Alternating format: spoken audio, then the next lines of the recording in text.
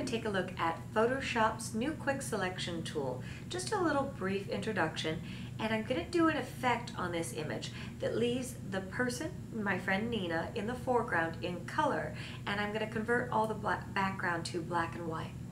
So to start with a quick selection tool, you can hit the letter W on your keyboard for wand. You'll notice that in Photoshop CS3, they did bury the magic wand tool under the quick selection tool. The quick selection tool uses a brush size to make a selection by clicking and dragging. So you'll notice I have a brush size of 30 and I see a center point. As I click and drag over the image, it's making an automatic selection for me over any areas that my mouse crosses into. But you'll see it didn't do such a great job on the edge. The setting to make it more fine-tuned, to not grow into so many color areas, is your brush size.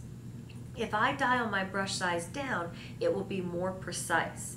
And you'll notice when I've finished, I just lowered my diameter of the brush size down to 13 pixels. The quick selection tool goes to add to selection.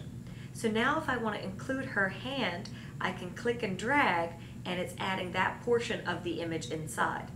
And since I'm adding a layer mask, I'm not going to be too particular about this image and its selection because I can always clean it up with a mask. In Photoshop, the best way to get your work done quickly is to combine tools. There usually isn't one tool that'll do everything you want to an image. Now I'm going to subtract from the selection. You can also use your Option or Alt key to subtract from a selection, or Shift to add to a selection, just like you could in all earlier versions of Photoshop. So I'm crossing over the excess area that it popped into that I didn't want to have included in the selection. And then I'll go back to Add to Selection and do my final cleanup. Now once this is cleaned up to my satisfaction, I might fine-tune it with the left bracket key to make my brush size smaller, or my right bracket key to make my brush size bigger if it's not doing the best job. I'm going to duplicate the layer of this image and desaturate it to make it black and white. So on the pop-up menu on the Layers panel, I'll choose Duplicate Layer, and I'll just leave the name black and white.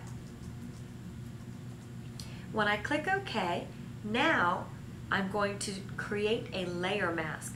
A layer mask will cut a hole through anything underneath this part of the image. So I'll do Select Inverse and hit the button at the bottom of Layers to add a layer mask. It's hard to see what's been done. When you take a look at this, here's how you can see what happened. Image, Adjustments, Desaturate. When I desaturate the color from this image, the top layer is black and white. Everything underneath it remains color. And then I can use my paintbrush tool to come in and clean up any edges that the quick selection tool didn't do a great job with.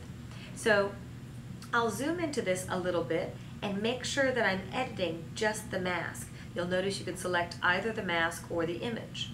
My regular paintbrush tool, B for brush, will let me paint to subtract from the mask with white, or swap my colors, paint with black, use my right key to make my brush size bigger, and add the color back in. So there you can see a finished result of the image as a layer mask, desaturated, so the girl stays in color and the background fades to black and white.